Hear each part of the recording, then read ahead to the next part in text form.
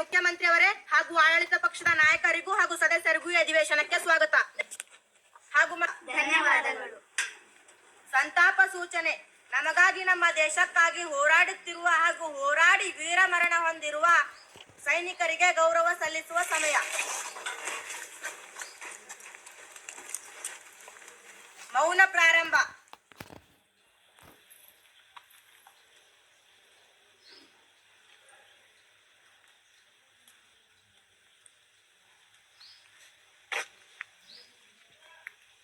ಮೌನ ಮುಕ್ತಾಯ. ಸಭೆಯನ್ನು ಆರಂಭಿಸುವ ಮೊದಲು ಸಭೆಗೆ ಕೆಲವು ಸಲಹೆ ಹಾಗೂ ಸೂಚನೆಗಳನ್ನು ನೀಡಲು ಬಯಸುತ್ತೇನೆ.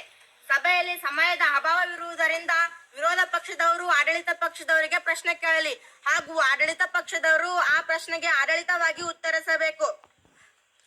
ಹಾಗೂ ರಾಜ್ಯದ ಅಭಿವೃದ್ಧಿ ದೃಷ್ಟಿಯಿಂದ ಆರೋಗ್ಯಕರ ಚರ್ಚೆಗೆ ಮಾತ್ರ ಇಲ್ಲಿ ಅವಕಾಶವಿರುತ್ತದೆ. ಮೊದಲಿಗೆ ಪ್ರಶ್ನೋತ್ತರ ವೇಳೆಯನ್ನು ಆರಂಭಿಸೋಣ. ಚುಕ್ಕಿ ಗುರುತಿನ ಪ್ರಶ್ನೆ 101. ಈ ಪ್ರಶ್ನೆ ವಿರೋಧ ಪಕ್ಷದ ಸದಸ್ಯರಾದ ಅವಿನಾಶ್ ಅವರು ಕೇಳಬೇಕು. ಮಾನ್ಯ ಸಭಾಧ್ಯಕ್ಷರೇ, ನನ್ನ ಪ್ರಶ್ನೆ ಮಾನ್ಯ ಮುಖ್ಯಮಂತ್ರಿಗಳಿಗೆ. ಸಭಾಧ್ಯಕ್ಷರೇ, ಉತ್ತರವನ್ನು ಒದಗಿಸಲಾಗಿದೆ. ಸಭಾಧ್ಯಕ್ಷರೇ, ಉತ್ತರವೇನು ಒದಗಿಸಿದ್ದಾರೆ. ಆದರೆ ಕರ್ನಾಟಕ ರಾಜ್ಯದಲ್ಲಿ ಸರ್ಕಾರ ಮತ್ತು ಪ್ರೌಢಶಾಲೆಗಳಲ್ಲಿ ಮಕ್ಕಳ ದಾಖಲಾತಿ ಸಂಖ್ಯೆ ಕಡಿಮೆ ಆಗುತ್ತಿದೆ. ಇದು ನಿಮ್ಮ ಗಮನಕ್ಕೆ ಬಂದಿದೆಯೇ? ಇದನ್ನು ಸರಿಪಡಿಸಲಿಕ್ಕೋಸ್ಕರ ನೀವು ಏನೇನು ಕ್ರಮಗಳನ್ನು ಕೈಗೊಂಡಿರಿ? ಮಾನ್ಯ ಮುಖ್ಯಮಂತ್ರಿಯವರೇ, ನಿಮ್ಮ ಸ್ಪಷ್ಟನೆ ಏನು? ಮಾನ್ಯ ಸಭಾಧ್ಯಕ್ಷರೇ ಹಾಗೂ ವಿರೋಧ ಪಕ್ಷದ ನಾಯಕರೇ, ನಾವೇನು ನಿದ್ರಿಸುತ್ತಿಲ್ಲ ಕಣ್ರಿ. ನಮ್ಮ ಕರ್ನಾಟಕ ಸರ್ಕಾರವು ಶಾಲೆಗಳ ಅಭಿವೃದ್ಧಿಗಾಗಿ ಅನೇಕ ಕ್ರಮಗಳನ್ನು ಕೈಗೊಂಡಿದೆ. 6 ರಿಂದ 14 ವರ್ಷದ ಎಲ್ಲಾ ಮಕ್ಕಳಿಗೆ ಉಚಿತ ಮತ್ತು ಕಡ್ಡಾಯ ಶಿಕ್ಷಣ ನೀಡುತ್ತಿದ್ದೇವೆ. ಹಾಗೆ 1 ರಿಂದ 10ನೇ ತರಗತಿಯ ಎಲ್ಲಾ ಗಂಡು ಮತ್ತು ಹೆಣ್ಣು ಮಕ್ಕಳಿಗೆ ಉಚಿತ ಸಮವಸ್ತ್ರವನ್ನು ಸಹ ನೀಡುತ್ತಿದ್ದೇವೆ.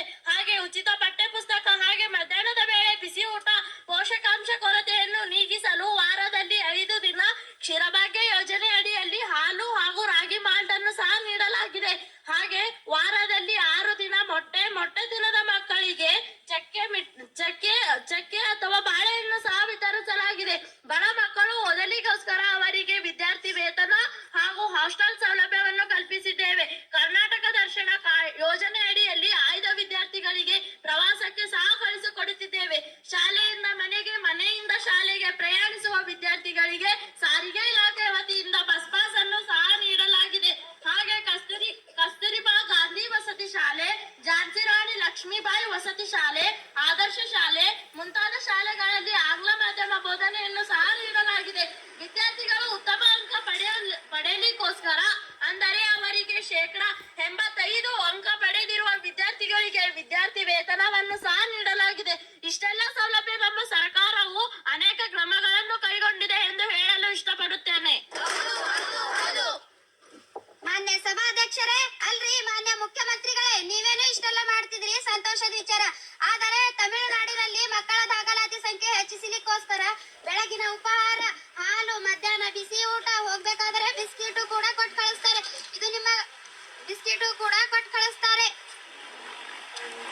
ಇದು ನಿಮ್ಮ ಗಮನಕ್ಕೆ ಇದನ್ನ ನಮ್ಮ ರಾಜ್ಯದಲ್ಲಿ ಏಕೆ ಜಾರಿಗೆ ತರ್ತಾ ಇಲ್ಲ? ಇದನ್ನೇನಾದರೂ ನಮ್ಮ ರಾಜ್ಯದಲ್ಲಿ ಜಾರಿಗೆ ತಂದರೆ ಮಕ್ಕಳ ದಾಖಲಾತಿ ಸಂಖ್ಯೆ ಹೆಚ್ಚಿಸಬಹುದಲ್ಲವೇ? ಇದಕ್ಕೆ ಮಾನ್ಯ ಶಿಕ್ಷಣ ಮಂತ್ರಿಯವರು ಸ್ಪಷ್ಟವಾಗಿ ಉತ್ತರ ನೀಡಬೇಕೆಂದು ಈ ಸಭೆಯಲ್ಲಿ ಕೇಳಿಕೊಳ್ಳುತ್ತೇನೆ. ಅಲ್ಲ ಕಣ್ರಿ, ನಾವೇನು ಕಿವಿಗ್ ಬಟ್ಟೆ ತುರಿಕೊಂಡೇನ್ ಕೂತಿಲ್ಲ. ನಮಗೂ ಕೂಡ ಈ ವಿಷಯ ತಿಳಿದು ಬಂತು. ಆದ್ದರಿಂದ ಈ ನಿಟ್ಟಿನಲ್ಲಿ ನಮ್ಮ ಘನ ಸರ್ಕಾರ ಈಗಾಗಲೇ ಶೀಘ್ರದಲ್ಲಿ ಬೆಳಗಿನ ಉಪಹಾರ ಮತ್ತು ಮುಸ್ಸಂಜೆಯ ಸ್ನಾಕ್ಸ್ ನ ಬಗ್ಗೆ ಶಿಕ್ಷಣಾಧಿಕಾರಿಗಳೆಲ್ಲ ಕೂತು ಚರ್ಚೆ ನಡೆಸಿದ್ದೇವೆ. ಮುಂಬರುವ ದಿನಗಳಲ್ಲಿ ಈ ಒಂದು ಕಾರ್ಯಕ್ರಮನ ಜಾರಿಗೆ ತರ್ತೀವಿ ಅಂತ ಈ ಘನ ಸರ್ಕಾರದ ಮೂಲಕ ಹೇಳಲು ಇಚ್ಛಿಸುತ್ತೇನೆ. ಚುಕ್ಕಿ ಗುರುತಿನ ಪ್ರಶ್ನೆ 102. ಈ ಪ್ರಶ್ನೆ ವಿರೋಧ ಪಕ್ಷದ ಸದಸ್ಯರಾದ ಈಶ್ವರಿ ಅವರು ಕೇಳಬೇಕು. ಮಾನ್ಯ ಸಭಾಧ್ಯಕ್ಷರೇ, ನನ್ನ ಪ್ರಶ್ನೆ ಶಿಕ್ಷಣ ಮಂತ್ರಿಗಳಿಗೆ. ಮಾನ್ಯ ಸಭಾಧ್ಯಕ್ಷರೇ, ಉತ್ತರವನ್ನು ಒದಗಿಸಲಾಗಿದೆ. ಉತ್ತರವನ್ನು ಒದಗಿಸಿದ್ದಾರೆ. ಆದರೆ ಅಲ್ರಿ ಸಚಿವರೇ, ಪ್ರತಿ ವರ್ಷ 8ನೇ ತರಗತಿ ಮಕ್ಕಳಿಗೆ ಉಚಿತವಾಗಿ ಸರ್ಕಾರ ವತಿಯಿಂದ ಸೈಕಲ್ ಅನ್ನು ನೀಡುತ್ತಾ ಇದ್ದೀರಿ. ಆದರೆ ಕಳೆದ 4 ವರ್ಷಗಳಿಂದ ಕೊರೋನಾದಿಂದಾಗಿ 8ನೇ ತರಗತಿ ಮಕ್ಕಳಿಗೆ ಸೈಕಲ್ ಅನ್ನು ನೀಡಿರುವುದೇ ಇಲ್ಲ. ಇದರಿಂದ ಮಕ್ಕಳು, ವಿದ್ಯಾರ್ಥಿಗಳು ಹಳ್ಳಿಗಳಿಂದ ಬಂದು ಶಾಲೆಗೆ ಬಂದು ಪಾಠ ಕೇಳಲು ತೊಂದರೆಯಾಗಿದೆ. ಹಾಗೂ ಇದರಿಂದ ಅವರು ಶೈಕ್ಷಣಿಕವಾಗಿ ಬೆಳೆಯಲು ಸಾಧ್ಯವಾಗುತ್ತಿಲ್ಲ. ಇದಕ್ಕೆ ನಿಮ್ಮ ಉತ್ತರ ಏನು? ಮಾನ್ಯ ಶಿಕ್ಷಣ ಮಂತ್ರಿಯವರೇ, ಇದಕ್ಕೆ ನಿಮ್ಮ ಸ್ಪಷ್ಟನೆ ಏನು? ಮಾನ್ಯ ಸಭಾಧ್ಯಕ್ಷರು, ಈಗಾಗಲೇ ಎಲ್ಲರಿಗೂ ತಿಳಿದಿರೋ ಹಾಗೆ ಕೋವಿಡ್-19 ಮಹಾಮಾರಿಯಿಂದ ನಮ್ಮ ರಾಜ್ಯ ಹಲವಾರು ಕಷ್ಟಗಳನ್ನು ಎದುರಿಸಿದೆ. ಅದೇ ರೀತಿ ಆ ಸಮಯದಲ್ಲಿ ನಮ್ಮ ಶಾಲೆಗಳು ಕೂಡ ನಿರಂತರ ಸಂಪೂರ್ಣ ತೆರೆದಿರಲಿಲ್ಲ.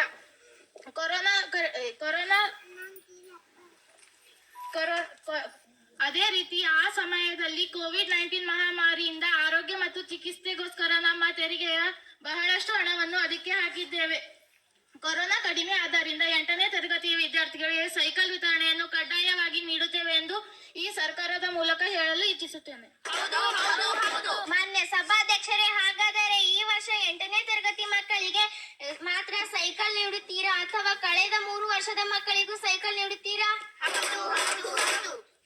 ಮಾನ್ಯ ಸಭಾಧ್ಯಕ್ಷರೇ, ಕಳೆದ 4 ವರ್ಷಗಳಿಂದ ಕೊರೋನಾ ಇದ್ದ ಕಾರಣ 4 ವರ್ಷದ ವಿದ್ಯಾರ್ಥಿಗಳಿಗೂ ಕೂಡ ಸೈಕಲ್ ವಿತರಿಸಿಲ್ಲ. ಆದ್ದರಿಂದ ಈ ವರ್ಷ 8, 9, 10ನೇ ತರಗತಿಯ ವಿದ್ಯಾರ್ಥಿಗಳಿಗೆ ಸೈಕಲ್ ವಿತರಣೆಯನ್ನು ಕಡ್ಡಾಯವಾಗಿ ನೀಡುತ್ತೇವೆ ಎಂದು ಹೇಳಲು ಇಚ್ಛಿಸುತ್ತೇನೆ. ಚುಕ್ಕಿ ಕುರಿತಿನ ಪ್ರಶ್ನೆ 103. ಈ ಪ್ರಶ್ನೆ ವಿರೋಧ ಪಕ್ಷದ ಸದಸ್ಯರಾದ ಗೀತಾ ಅವರು ಕೇಳಬೇಕು. ಮಾನ್ಯ ಸಭಾಧ್ಯಕ್ಷರೇ, ನನ್ನ ಪ್ರಶ್ನೆ ಆರೋಗ್ಯ ಮಂತ್ರಿಯವರಿಗೆ. ಮಾನ್ಯ ಸಭಾಧ್ಯಕ್ಷರೇ, ಉತ್ತರವನ್ನು ಒದಗಿಸಲಾಗಿದೆ. ಮಾನ್ಯ ಸಭಾಧ್ಯಕ್ಷರೇ, ಉತ್ತರವೇನು ಒದಗಿಸಿದ್ದಾರೆ. ಆದರೆ ಮಕ್ಕಳಲ್ಲಿ ಪೌಷ್ಟಿಕಾಂಶವನ್ನು ಹೆಚ್ಚಿಸಲು ಯಾವ ಯಾವ ಕಾರ್ಯಗಳನ್ನು ಕೈಗೊಂಡಿದ್ದೀರಿ? ಮಾನ್ಯ ಆರೋಗ್ಯ ಮಂತ್ರಿಯವರೇ, ಇದಕ್ಕೆ ನಿಮ್ಮ ಉತ್ತರವೇನು? ಮಾನ್ಯ ಸಭಾಧ್ಯಕ್ಷರೇ, ನಮ್ಮ ರಾಜ್ಯದಲ್ಲಿ ಹೆಚ್ಚಾಗಿ ಪೌಷ್ಟಿಕಾಂಶ ಕೊರತೆಯು 14 ವರ್ಷದೊಳಗಿನ ಮಕ್ಕಳಿಗೆ ಮಾತ್ರ ಕಂಡುಬರುತ್ತದೆ. ಆದರೆ 1ರಿಂದ 8ನೇ ತರಗತಿಯ ಮಕ್ಕಳಿಗೆ ಮಾತ್ರ ಪೌಷ್ಟಿಕಾಂಶ ಕೊರತೆಯು ನೀಗಿಸಲು ಮೊಟ್ಟೆಯನ್ನು ನೀಡಲಾಗುತ್ತಿದೆ ಹಾಗೂ 9 ಮತ್ತು 10ನೇ ತರಗತಿಯ ಮಕ್ಕಳಿಗೂ ಕೂಡ ವಿತರಿಸಲಾಗುತ್ತಿದೆ. ಅಂಗನವಾಡಿಯಲ್ಲಿ ಗರ್ಭಿಣಿಯರಿಗೆ ತಿಂಗಳಲ್ಲಿ 25 ಮೊಟ್ಟೆ, ಬೆಲ್ಲ ಮುಂತಾದ ದವಸ ಧಾನ್ಯಗಳನ್ನು ನೀಡಲಾಗುತ್ತಿದೆ ಹಾಗೂ ಅಂಗನವಾಡಿಯಲ್ಲಿ ಓದುತ್ತಿರುವ ಮಕ್ಕಳಿಗೆ ಪ್ರತಿದಿನ ಹಾಲು, ಬಿಸಿ ಊಟ, ಮೊಟ್ಟೆ ಮೊದಲಾದವುಗಳನ್ನು ನೀಡಲಾಗುತ್ತಿದೆ. ಆದ್ದರಿಂದ ಮಕ್ಕಳಲ್ಲಿ ಪೌಷ್ಟಿಕಾಂಶ ಕೊರತೆಯು ಕಡಿಮೆಯಾಗಿದೆ. ಪ್ರತಿ ಶಾಲೆಯಲ್ಲೂ ಜಂತು ಹುಳುವಿನ ಮಾತ್ರೆಯನ್ನು ನೀಡುತ್ತಿದ್ದೇವೆ ಹಾಗೂ ಕಬ್ಬಿಣದ ಅಂಶದ ಮಾತ್ರೆಯನ್ನು ನೀಡುತ್ತಿದ್ದೇವೆ. ಈ ಎಲ್ಲಾ ಸೌಲಭ್ಯಗಳನ್ನು ಒದಗಿಸಿದ್ದೇವೆ. ಮೊದಲಿಗಿಂತ ಇವಾಗ ಪೌಷ್ಟಿಕಾಂಶ ಕೊರತೆಯು ಕಡಿಮೆಯಾಗಿದೆ. ಚುಕ್ಕಿ ಕುರಿತಿನ ಪ್ರಶ್ನೆ 105. ಈ ಪ್ರಶ್ನೆ ವಿರೋಧ ಪಕ್ಷದ ಸದಸ್ಯರಾದ ಸುಚಿತ್ರಾ ಅವರು ಕೇಳಬೇಕು. ಮಾನ್ಯ ಸಭಾಧ್ಯಕ್ಷರೇ, ನನ್ನ ಪ್ರಶ್ನೆ ಮಹಿಳಾ ಮತ್ತು ಮಕ್ಕಳ ಸಚಿವರಿಗೆ. ಮಾನ್ಯ ಸಭಾಧ್ಯಕ್ಷರೇ, ಉತ್ತರವನ್ನು ಒದಗಿಸಲಾಗಿದೆ. ಅಧ್ಯಕ್ಷರೇ, ಉತ್ತರವೇನು ಒದಗಿಸಿದ್ದಾರೆ. ಆದರೆ ನಮ್ಮ ಹಳ್ಳಿಗಳಲ್ಲಿ ಈಗಲೂ ಸಹ ಕುಡಿಯುವ ನೀರಿನ ಸಮಸ್ಯೆ ಇದೆ ಸ್ವಾಮಿ. ನಮ್ಮ ಹೆಣ್ಣು ಮಕ್ಕಳು 2-3 ಕಿಲೋಮೀಟರ್ ನಡೆದು ಹೋಗಿ ನೀರನ್ನು ತರುತ್ತಿದ್ದಾರೆ. ಇದರಿಂದ ಬಹಳಷ್ಟು ತೊಂದರೆಯಾಗಿದೆ. ಇದು ನಿಮ್ಮ ಗಮನಕ್ಕೆ ಬಂದಿದೆಯಾ? ಜೊತೆಗೆ ಶುದ್ಧ ನೀರು ಕುಡಿಯುವ ಕೊರತೆ ಇದೆ. ಇದರಿಂದ ಅನಾರೋಗ್ಯದ ಸಮಸ್ಯೆ ಉಂಟಾಗುತ್ತಿದೆ. ವಿದ್ಯಾರ್ಥಿಗಳು ನೀರು ತರಲು ಬಹಳಷ್ಟು ದೂರ ಹೋಗುತ್ತಿದ್ದಾರೆ. ಇದರಿಂದ ಶೈಕ್ಷಣಿಕ ಪ್ರಗತಿಗೆ ತೊಂದರೆಯಾಗಿದೆ. ನೀವೇನು ಕಣ್ಣು ಮುಚ್ಕೊಂಡು ಕೂತಿದ್ದೀರಾ? ಸುಮಾರು ಹಳ್ಳಿಗಳಲ್ಲಿ ಶೌಚಾಲಯದ ಸಮಸ್ಯೆ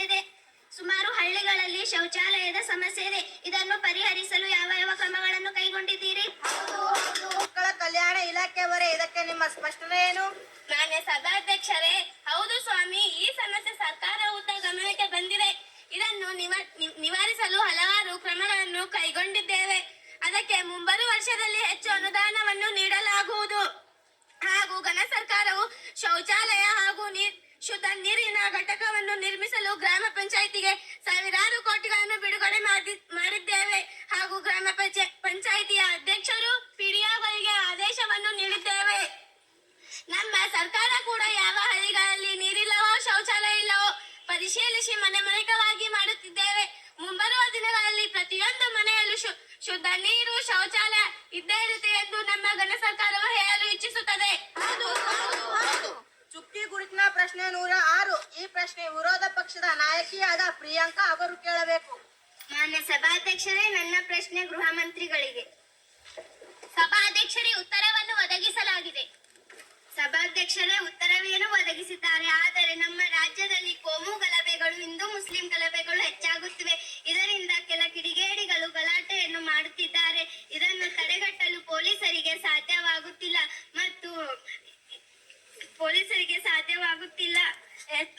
ಪೊಲೀಸರ ಸಂಖ್ಯೆ ನಿಗದಿಪಡಿಸಿರುವುದಕ್ಕಿಂತ ಇದ್ದೇ ಇರುತ್ತೆ ಎಂದು ನಮ್ಮ ಘನ ಸರ್ಕಾರವು ಹೇಳಲು ಇಚ್ಛಿಸುತ್ತದೆ. ಪ್ರಶ್ನೆ 106. ಈ ಪ್ರಶ್ನೆ ವಿರೋಧ ಪಕ್ಷದ ನಾಯಕಿಯಾದ ಪ್ರಿಯಾಂಕಾ ಅವರು ಕೇಳಬೇಕು. ಮಾನ್ಯ ಸಭಾಧ್ಯಕ್ಷರೇ, ನನ್ನ ಪ್ರಶ್ನೆ ಗೃಹ ಮಂತ್ರಿಗಳಿಗೆ.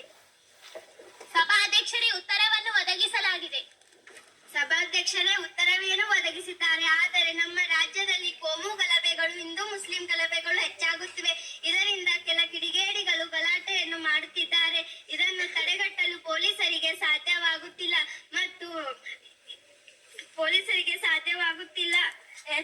ಈ ಪೊಲೀಸರ ಸಂಖ್ಯೆ ನಿಗದಿಪಡಿಸಿರುವುದಕ್ಕಿಂತ ಕಡಿಮೆಯಾಗಿದೆ. ಪಿಎಸ್ಐ ಅಕ್ರಮ ಪರೀಕ್ಷೆಗಳು ನಡೆಯುತ್ತಿವೆ. ಪಿಎಸ್ಐ ನೇಮಕಾತಿ ಅಕ್ರಮ ಪರೀಕ್ಷೆಗಳಲ್ಲಿ 50 ಲಕ್ಷ ಕೋಟಿಗಟ್ಟಲೆ ಲಂಚ ನೀಡಿ ಕೆಲಸ ಪಡೆಯುತ್ತಿದ್ದಾರೆ. ಇದರಿಂದ ಬಡ ವಿದ್ಯಾರ್ಥಿಗಳಿಗೆ ಕೆಲಸ ದೊರೆಯುತ್ತಿಲ್ಲ ಮತ್ತು ಬಡ ವಿದ್ಯಾರ್ಥಿಗಳು ಓದಲು ಆಸಕ್ತಿಯನ್ನು ಕಳೆದುಕೊಳ್ಳುತ್ತಿದ್ದಾರೆ. ನಮ್ಮ ಗೃಹ ಮಂತ್ರಿಗಳು ನಿದ್ದೆ ಮಾಡುತ್ತಿದ್ದಾರೆಯೇ? ಇದನ್ನು ಯಾವಾಗ ಸರಿಪಡಿಸುತ್ತಾರೆ? ಮಾನ್ಯ ಗೃಹ ಮಂತ್ರಿ ಅವರೇ, ಇದಕ್ಕೆ ನಿಮ್ಮ ಉತ್ತರವೇನು? ಮಾನ್ಯ ಸಭಾಧ್ಯಕ್ಷರೇ, ನಮ್ಮ ಆಡಳಿತ ಪಕ್ಷವೇನು ನಿದ್ರೆ ಮಾಡುತ್ತಾ ಕುಳಿತಿಲ್ಲ ಸ್ವಾಮಿ. ಮೊದಲಿಗೆ ಕೋಮು ಗಲಭೆಗಳು ನಡೆಯುತ್ತಿವೆ ನಿಜ, ಆದರೆ ನಮ್ಮ ವಿರೋಧ ಪಕ್ಷದ ಸ್ನೇಹಿತರು ಹೇಳಿದಷ್ಟು ನಡೆದೇ ಇಲ್ಲ. ಇದನ್ನು ತಡೆಗಟ್ಟಲು ನಮ್ಮ ಘನ ಸರ್ಕಾರವು ಹಲವಾರು ಕಾರ್ಯಕ್ರಮಗಳನ್ನು ಕೈಗೊಂಡಿದೆ. ಅಲ್ಲದೆ ನಾವು ಪೊಲೀಸರಿಗೆ ಸಂಪೂರ್ಣ ಅಧಿಕಾರ ನೀಡಿ ಕೋಮು ಗಲಭೆಗಳನ್ನು ನಿಯಂತ್ರಿಸಲು ತಿಳಿಸಿದ್ದೇವೆ ಮತ್ತು ಇದರ ಜೊತೆಗೆ ಸೌಹಾರ್ದತೆ ಐಕ್ಯತೆ ಮೂಡಿಸುವಂತಹ ಹಲವಾರು ಕಾರ್ಯಕ್ರಮಗಳನ್ನು ಕೂಡ ಯೋಜಿಸಲಾಗಿದೆ. ಇಷ್ಟು ಸಾಕಲ್ಲವೇ? ಕೋಮು ಗಲಭೆಗಳನ್ನು ನಿಯಂತ್ರಿಸಲು ಇನ್ನು ಕಾನ್ಸ್ಟೇಬಲ್ಗಳ ವಿಚಾರಕ್ಕೆ ಬರುವುದಾದರೆ, ಕಾನ್ಸ್ಟೇಬಲ್ಗಳ ಸಂಖ್ಯೆ ನಿಗದಿಪಡಿಸಲು ಇಂಥ ದಿನದಿಂದ ದಿನಕ್ಕೆ ಕಡಿಮೆ ಆಗುತ್ತಿದೆ ನಿಜ. ಇದು ನಮ್ಮ ಸರ್ಕಾರದ ಗಮನಕ್ಕೂ ಬಂದಿದೆ. ಈಗ ನಾವು 5,000 ಕಾನ್ಸ್ಟೇಬಲ್ಗಳ ನೇಮಕ ಪಡಿಸುವ ಪ್ರಕ್ರಿಯೆಯಲ್ಲಿ ಸಾಗುತ್ತಿದ್ದೇವೆ. ಇನ್ನು ಪಿಎಸ್ಐ ಸಂಬಂಧಪಟ್ಟಂತೆ ಹೇಳುವುದಾದರೆ, ಅಕ್ರಮ ಪರೀಕ್ಷೆ ನಡೆದಿರುವುದು ನಿಜ. ಇದು ನಮ್ಮ ಸರ್ಕಾರಕ್ಕೆ ತಿಳಿದು ಬಂದಿದೆ. ಇದನ್ನು ತಡೆಗಟ್ಟಲು ಲಂಚವನ್ನು ನೀಡಿರುವ ಮತ್ತು ಅದರಲ್ಲಿ ಭಾಗಿಯಾಗಿರುವ ವ್ಯಕ್ತಿಗಳಿಗೆ ನಮ್ಮ ಕಾನೂನಿನ ಪ್ರಕಾರ ಅವರಿಗೆ ಸರಿಯಾದ ರೀತಿಯಲ್ಲಿ ಶಿಕ್ಷೆ ವಿಧಿಸಲಾಗುತ್ತದೆ ಎಂದು ನಮ್ಮ ಸರ್ಕಾರದ ವತಿಯಿಂದ ಇಲ್ಲಿ ತಿಳಿಸುತ್ತಿದ್ದೇನೆ. ಚುಕ್ಕಿ ಗುರುತಿನ ಪ್ರಶ್ನೆ 107. ಈ ಪ್ರಶ್ನೆ ವಿರೋಧ ಪಕ್ಷ ಸದಸ್ಯರಾದ ಅವಿನಾಶ್ ಅವರು ಕೇಳಬೇಕು. ಮಾನ್ಯ ಸಭಾಧ್ಯಕ್ಷರೇ, ನನ್ನ ಪ್ರಶ್ನೆ ಮಾನ್ಯ ಮುಖ್ಯಮಂತ್ರಿಗಳಿಗೆ. ಸಭಾಧ್ಯಕ್ಷರೇ, ಉತ್ತರವನ್ನು ಒದಗಿಸಲಾಗಿದೆ. ಸಭಾಧ್ಯಕ್ಷರೇ, ಉತ್ತರವೇನು ಒದಗಿಸಿದ್ದಾರೆ. ಆದರೆ ಕಳೆದ 2-3 ತಿಂಗಳಿಂದ ವಿಪರೀತ ಮಳೆಯಿಂದ ಮನೆ ಹೊಲ ಗದ್ದೆಗಳಿಗೆಲ್ಲ ನೀರು ನುಗ್ಗುತ್ತಿವೆ. ಇದರಿಂದಾಗಿ ಹಳೆ ಮನೆಗಳು ಕುಸಿದು ಬೀಳುತ್ತಿವೆ. ಹಾಗೆ ಪಕ್ಕದಲ್ಲಿರುವ ವಿದ್ಯುತ್ ಕಂಬಗಳು ಬಿದ್ದು ಕರೆಂಟ್ ಹೊಡೆದು ಸತ್ತವರು ಇದ್ದಾರೆ. ಹಾಗೆ ರಸ್ತೆಯಲ್ಲಿ ಹೋಗುವಾಗ ಬೆಟ್ಟ ಗುಡ್ಡಗಳು ಕುಸಿದು ಬಿದ್ದು ಸತ್ತವರು ಇದ್ದಾರೆ. ಹೀಗೆ ವಿಪರೀತ ಮಳೆಯಿಂದ ಮನೆ ಹೊಲ ಗದ್ದೆಗಳಿಗೆಲ್ಲ ನೀರು ನುಗ್ಗುತ್ತಿದ್ದರೆ ನಮ್ಮ ಬಡವರ ಬೆಳೆಗಳೆಲ್ಲ ನಾಶವಾಗುತ್ತಿವೆ. ಇದರಿಂದಾಗಿ ಬಡವರು ನಿರ್ಗತಿಕರಾಗಿದ್ದಾರೆ. ಇದಕ್ಕೆ ಮಾನ್ಯ ಮುಖ್ಯಮಂತ್ರಿಗಳು ಸ್ಪಷ್ಟವಾಗಿ ಉತ್ತರ ನೀಡಬೇಕೆಂದು ಈ ಸಭೆಯಲ್ಲಿ ಕೇಳಿಕೊಳ್ಳುತ್ತೇನೆ. ಮಾನ್ಯ ಮುಖ್ಯಮಂತ್ರಿ ಅವರೇ, ಇದಕ್ಕೆ ನಿಮ್ಮ ಉತ್ತರವೇನು? ನೋಡಿ ಸ್ವಾಮಿ, ಕಳೆದ 2-3 ತಿಂಗಳಿಂದ ಮಳೆ ಬರುತ್ತಿರುವುದೇನೋ ನಿಜ, ಆದ್ರೆ ಮಳೆಯನ್ನು ಹಿಡಿದಿಟ್ಟುಕೊಳ್ಳಲು ಸಾಧ್ಯವೇ ಇಲ್ಲ ತಾನೇ? ಆದರೆ ಪ್ರವಾಹದ ನಷ್ಟವನ್ನು ಅದನ್ನು ನೋಡಿದ್ರೆ ದುಃಖ ಪಡುವ ವಿಚಾರವೇ ಆಗಿದೆ. ಆದರೆ ರಾಜ್ಯ ಆರ್ಥಿಕತೆ ಉತ್ತಮಗೊಳ್ಳುತ್ತಿರುವ ಕಾರಣದಿಂದಾಗಿ ಕರ್ನಾಟಕ ಸರ್ಕಾರವು ಪ್ರವಾಹದ ನಷ್ಟ ಪರಿಹಾರವನ್ನು ಜಾರಿ ತರಲಾಗಿದೆ. ಕರ್ನಾಟಕದ ಎಲ್ಲಾ ನದಿಗಳು ಮತ್ತು ಅವುಗಳ ಉಪನದಿ ಉದ್ದಕ್ಕೂ ಅಣೆಕಟ್ಟನ್ನು ನಿರ್ಮಿಸಲಾಗಿದೆ. ಪ್ರವಾಹದಿಂದ ಕೊಚ್ಚಿ ಹೋದ ರೈತರ ಫಸಲುಗಳಿಗೆ ತಲಾ 3 ಲಕ್ಷ ರೂಪಾಯಿ, ಹಾಗೆ ಪ್ರವಾಹದಿಂದ ಕೊಚ್ಚಿ ಹೋದ ರೈತರ ಮನೆಗಳಿಗೆ ತಲಾ 1 ಲಕ್ಷ ರೂಪಾಯಿ, ಹಾಗೆ ಕರೆಂಟ್ ಹೊಡೆದು ಸತ್ತವರಿಗೆ ತಲಾ 1 ಲಕ್ಷ ರೂಪಾಯಿ, ಹಾಗೆ ಪ್ರವಾಹದಿಂದ ವಾಹನ ಕೊಚ್ಚಿ ಹೋದವರಿಗೆ ತಲಾ 50,000 ರೂಪಾಯಿಯನ್ನು ಒದಗಿಸುತ್ತಿದ್ದೇವೆ. ಅಷ್ಟೇ ಅಲ್ಲ ಸ್ವಾಮಿ, ದೂರದರ್ಶನ, ಜಂಗಮವಾಣಿ ಪತ್ರಿಕೆಗಳು ಹಾಗೂ ಇನ್ನಿತರ ವಿಷಯಗಳಲ್ಲಿ ರೆಡ್ ಅಲರ್ಟ್ ಮೂಲಕ ಮಳೆ ಮುಂಚಿತವಾಗಿ ಬರುತ್ತಿದೆ ಎಂಬ ವಿಷಯವನ್ನು ಸಹ ತಿಳಿಸಿದ್ದೇವೆ. NDRF ಪಡೆಯನ್ನು ತರಿಸಿದ್ದೇವೆ ಎಂಬ ಸೂಚನೆಯನ್ನು ಸಭಾಧ್ಯಕ್ಷರ ಮೂಲಕ ತಿಳಿಸಲು ಇಷ್ಟಪಡುತ್ತೇನೆ. ಮಾನ್ಯ ಸಭಾಧ್ಯಕ್ಷರೇ, ಅಲ್ರಿ ಇಷ್ಟು ನೀವು ನಷ್ಟ ಪರಿಹಾರವಾಗಿ ಇಷ್ಟನ್ನೆಲ್ಲ ಹಣ ಬಿಡುಗಡೆ ಮಾಡುತ್ತಿದ್ದೀರಿ, ಆದರೆ ಅದು ಜನರಿಗೆ ತಲುಪುತ್ತಿದೆಯೇ? ಇದಕ್ಕೆ ಮಾನ್ಯ ಮುಖ್ಯಮಂತ್ರಿಗಳು ನೀವು ಏನೇನು ಕ್ರಮಗಳನ್ನು ಕೈಗೊಂಡಿರಿ? ಹೌದು, ನಮ್ಮ ಘನ ಸರ್ಕಾರವು ಜಿಲ್ಲಾಧಿಕಾರಿಗಳಾದಂತ ಎಲ್ಲಾ ಕ್ರಮಗಳನ್ನು ಕೈಗೊಂಡಿದ್ದಾರೆ ಎಂಬ ವಿಚಾರವನ್ನು ಸಭಾಧ್ಯಕ್ಷರ ಮೂಲಕ ಸೂಚಿಸುತ್ತಿದ್ದೇನೆ. ಚುಕ್ಕಿ ಗುರುತಿನ ಪ್ರಶ್ನೆ 108. ಈ ಪ್ರಶ್ನೆ ವಿರೋಧ ಪಕ್ಷದ ಸದಸ್ಯರಾದ ಈಶ್ವರಿ ಅವರು ಕೇಳಬೇಕು. ಮಾನ್ಯ ಸಭಾಧ್ಯಕ್ಷರೇ, ನನ್ನ ಪ್ರಶ್ನೆ ಮಾನ್ಯ ಸಾರಿಗೆ ಮಂತ್ರಿಗಳಿಗೆ. ಮಾನ್ಯ ಸಭಾಧ್ಯಕ್ಷರೇ, ಉತ್ತರವನ್ನು ಒದಗಿಸಲಾಗಿದೆ. ಮಾನ್ಯ ಸಭಾಧ್ಯಕ್ಷರೇ, ಉತ್ತರವನ್ನು ಒದಗಿಸಿದ್ದಾರೆ. ಆದರೆ ನಮ್ಮ ತಾಲೂಕಿನಲ್ಲಿ ಹಲವಾರು ಹಲವಾರು ಹಳ್ಳಿಗಳಿಗೆ ಇನ್ನು ಸಾರಿಗೆ ಸಂಚಾರ ಸೌಲಭ್ಯವಿಲ್ಲ. ಇದರಿಂದ ಶಾಲಾ ಕಾಲೇಜಿನ ಮಕ್ಕಳು ಸರಿಯಾದ ಸಮಯಕ್ಕೆ ಶಾಲೆಗೆ ತೆರಳಲು ಸಾಧ್ಯವಾಗುತ್ತಿಲ್ಲ ಮತ್ತು ರೈತರು ವಯಸ್ಸಾದರೂ ತಮ್ಮ ದಿನನಿತ್ಯದ ಕೆಲಸ ಕಾರ್ಯಗಳಿಗೆ ಕಲಬುರಗಿಗಾಗಲಿ ಅಥವಾ ಕಮಲಾಪುರಕ್ಕಾಗಲಿ ಮತ್ತು ದಿನನಿತ್ಯದ ಕೆಲಸ ಮತ್ತು ಇನ್ನಿತರ ಸ್ಥಳಗಳಿಗೆ ಸಂಚರಿಸಲು ಆಗುತ್ತಿಲ್ಲ. ಇದಕ್ಕೆ ನೀವು ಮತ್ತು ನಿಮ್ಮ ಸರ್ಕಾರ ಏನು ಕ್ರಮಗಳನ್ನು ಕೈಗೊಂಡಿದ್ದೀರಿ? ಮಾನ್ಯ ಸಾರಿಗೆ ಮಂತ್ರಿಯವರೇ, ಇದಕ್ಕೆ ನಿಮ್ಮ ಉತ್ತರವೇನು? ಮಾನ್ಯ ಸಭಾಧ್ಯಕ್ಷರೇ, ನಮ್ಮ ರಾಜ್ಯದ ಎಲ್ಲಾ ಪ್ರಜೆಗಳಿಗೂ ಪ್ರಾಮಾಣಿಕವಾಗಿ ಸಾರಿಗೆ ಸೌಲಭ್ಯವನ್ನು ಒದಗಿಸಲಾಗಿದೆ. ಆದರೆ ನಮ್ಮ ಕಣ್ತಪ್ಪಿಗಾಗಿ ಕೆಲವು ಹಳ್ಳಿಗಳಿಂದ ಮಾತ್ರ ಸಾರಿಗೆ ಸೌಲಭ್ಯವನ್ನು ಒದಗಿಸಲು ಸಾಧ್ಯವಾಗಲಿಲ್ಲ. ಇದನ್ನು ಸರಿಪಡಿಸುವಂತೆ ಸಾರಿಗೆ ಅಧಿಕಾರಿಗಳಿಗೆ ತಿಳಿಸಿದ್ದೇನೆ. ಆದ್ದರಿಂದ ನೀವು ವಿರೋಧ ಪಕ್ಷದ ಮಿತ್ರರು ನಮಗೆ ಸಹಕಾರ ನೀಡುವುದಾದರೆ ಯಾವ ಯಾವ ಹಳ್ಳಿಯಲ್ಲಿ ಸಾರಿಗೆ ಸೌಲಭ್ಯವಿಲ್ಲ ಎಂಬುದನ್ನು ತಿಳಿಸಿದ್ದೇನೆ. ಎಲ್ಲಾ ಹಳ್ಳಿಗಳಿಗೂ ಸಾರಿಗೆ ಸೌಲಭ್ಯವನ್ನು ಒದಗಿಸಿಕೊಳ್ಳುವ ಜವಾಬ್ದಾರಿ ನಮ್ಮದೆಂದು ಈ ಸಭೆಯ ಮೂಲಕ ನಾನು ನಿಮಗೆ ತಿಳಿಸಿದ್ದೇನೆ. ಮಾನ್ಯ ಸಭಾಧ್ಯಕ್ಷರೇ, ಜೊತೆಗೆ ಮಳೆ ಬಿದ್ದು ರಸ್ತೆಗಳೆಲ್ಲ ಹಾಳಾಗಿವೆ ಮತ್ತು ಹಲವಾರು ಅಪಘಾತಗಳು ಮತ್ತು ಸಾವು ನೋವುಗಳು ಕೂಡ ಉಂಟಾಗಿವೆ. ಇದಕ್ಕೆ ನೀವು ಏನು ಕ್ರಮವನ್ನು ಕೈಗೊಳ್ಳುತ್ತೀರಿ? ಇದಕ್ಕೆ ಮಾನ್ಯ ಸಾರಿಗೆ ಸಚಿವರು ಸ್ಪಷ್ಟವಾಗಿ ಮತ್ತು ನೇರವಾಗಿ ಉತ್ತರಿಸಬೇಕೆಂದು ಈ ಸಭೆಯ ಮೂಲಕ ಕೇಳಿಕೊಳ್ಳುತ್ತೇವೆ. ಮಾನ್ಯ ಸಭಾಧ್ಯಕ್ಷರೇ, ವಿರೋಧ ಪಕ್ಷದ ನಾಯಕರು ಹೇಳಿದಂತೆ ಎಷ್ಟೆಲ್ಲ ಅಘಾತ ನಡೆದಿರುವುದು ನಿಜ. ನಾವು ಕಳೆದ 2 ವರ್ಷಗಳ ಹಿಂದೆ ಎಲ್ಲಾ ಹೊಸ ರಸ್ತೆಗಳನ್ನು ನಿರ್ಮಿಸಿದ್ದೆವು. ಆದರೆ ಈ ಪ್ರಕೃತಿಯ ವಿಕೋಪದಿಂದಾಗಿ ಆ ರಸ್ತೆಗಳು ಹಾಳಾಗಿವೆ ನಿಜ.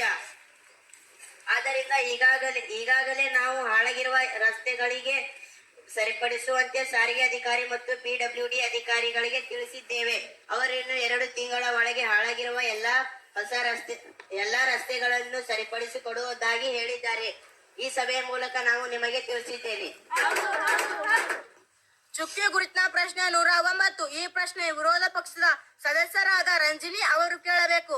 ಮಾನ್ಯ ಸಭಾಧ್ಯಕ್ಷರೇ, ನನ್ನ ಪ್ರಶ್ನೆ ಇಂಧನ ಸಚಿವರಿಗೆ. ಮಾನ್ಯ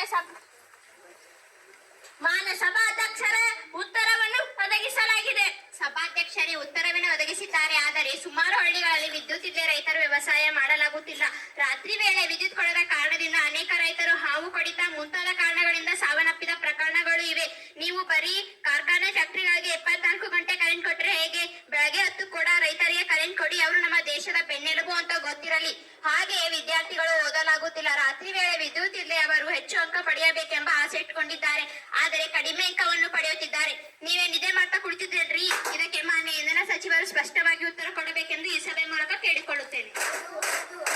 ಮಾನ್ಯ ಇಂಧನ ಮಂತ್ರಿಯವರೇ, ಇದಕ್ಕೆ ನಿಮ್ಮ ಉತ್ತರವೇನು? ಮಾನ್ಯ ಸಭಾಧ್ಯಕ್ಷರೇ, ವಿರೋಧ ಪಕ್ಷದ ನಾಯಕರೇ, ನಾವೇನು ನಿದ್ದೆ ಮಾಡುತ್ತಿಲ್ಲ. ನಮ್ಮ ರಾಜ್ಯದ ಅಭಿವೃದ್ಧಿಗಾಗಿ ನಾವು ನಮ್ಮ ರಾಜ್ಯದ ಪ್ರತಿಯೊಂದು ಮನೆಗೂ ಹಾಗೂ ಹಳ್ಳಿಗೂ ನಿರಂತರವಾಗಿ 24 ಗಂಟೆಗಳ ಕಾಲ ವಿದ್ಯುತ್ ಅನ್ನು ಒದಗಿಸಲು ನಾವು ಪ್ರಾಮಾಣಿಕವಾಗಿ ಪ್ರಯತ್ನವನ್ನು ಮಾಡುತ್ತಿದ್ದೇವೆ.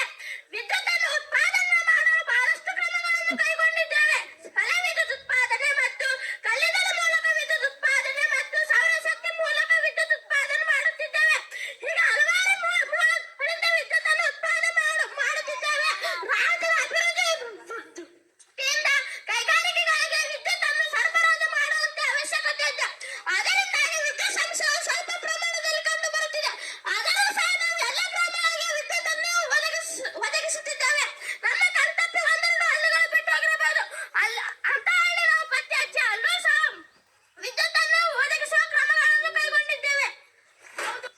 ಕಾರ್ಖಾನೆಗಳಿಗೆ ಮಾತ್ರ ವಿದ್ಯುತ್ ಉಪಯೋಗ, ರೈತರಿಗಿಲ್ವಾ? ಅವರು ಬೆವರಿಸಿ ದುಡಿದ್ರೆ ಮಾತ್ರ ನಾವು ಊಟ ಮಾಡಲು ಸಾಧ್ಯ. ಹೀಗಾಗಿ ಹಳ್ಳಿಗಳಲ್ಲಿ ವಿದ್ಯುತ್ ಇಲ್ಲದೆ ಸುಮಾರು 2 ಹಳ್ಳಿಗಳೆಲ್ಲ ಬೇಕಾದ